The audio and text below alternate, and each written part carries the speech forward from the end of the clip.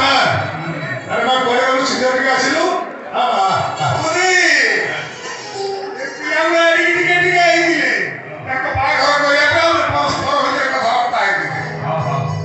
ଯେତେବେଳେ ଭିତରେ ଥିଲା ସବୁଦି ଡକାଡକି ହଉଥିଲେ, ହେଲେ ଆଜି ସତ ସମୁଦି।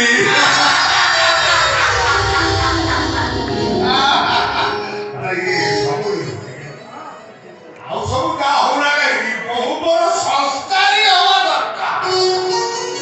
ଆମ ଝିଅକୁ ସଂସ୍କାର ଶିଖେଇଦେଲ ତ ସମୁଦି ମୋ ଝିଅ ତମ ଘରକୁ ବୋଉ ହେଇଗଲେ ତମେ ପରେ ଜାଣିପାରିବ ସେ ସଂସ୍କାର ଜାଣିଛି କି ନାହିଁ। ଦେଖ ସମୁଦି, ସେଥିରେ ଟିକେ ଅଲମ୍ବିଲା ମାନେ ବନ୍ଧୁ ହେଲେ ବି ମୁଁ କେବେ କ୍ଷମା ଦେବିନି।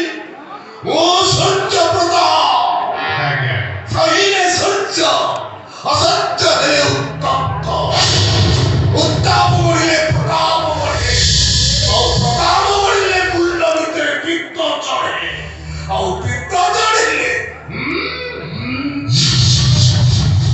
ଠିକ ଅଛି ସମୁଦି, ମୋ ଝିଅ ଯାହା ଭୁଲ କରିବ ସେଥିପାଇଁ ଶାସ୍ତି ଆପଣ ମତେ ଦେବେ।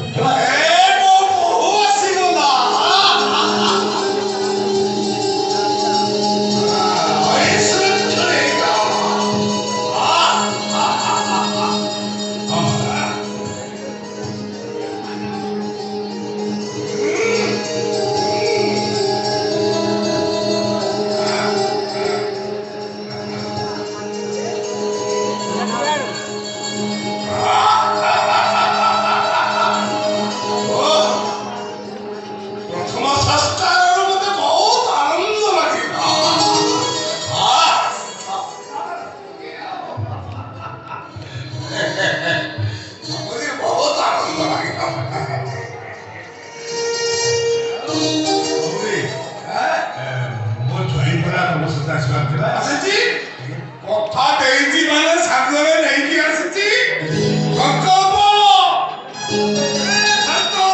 ଆରେ ଭିତରକୁ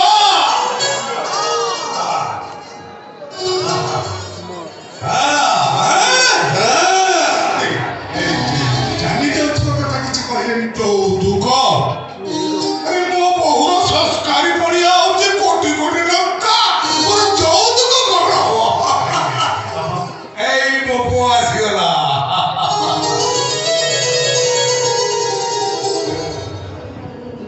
ସମୁଦି, ଖାଲି ଝିଅ ସଂସ୍କାରୀ ହେଲେ ସଂସାର ଅଛି। ସଂସାର ଅଚିବା ପାଇଁ ପୁଅ ମଧ୍ୟ ସଂସ୍କାରୀ ହବା ଦରକାର। ମୋ ପୁଅ ସୂର୍ଯ୍ୟ ପ୍ରତାପ ସାମନ୍ତରାୟର ପୁଅ, ସେଥିରୁ ଟିକେ ଅଲମ୍ବିଳମ୍ବ ହେଲେ ତମେ ମୋତେ କେଉଁ ପନିଶମେଣ୍ଟ ଦବ? ମୁଁ କଥା ବାଦି ଶୋଇଦେବି।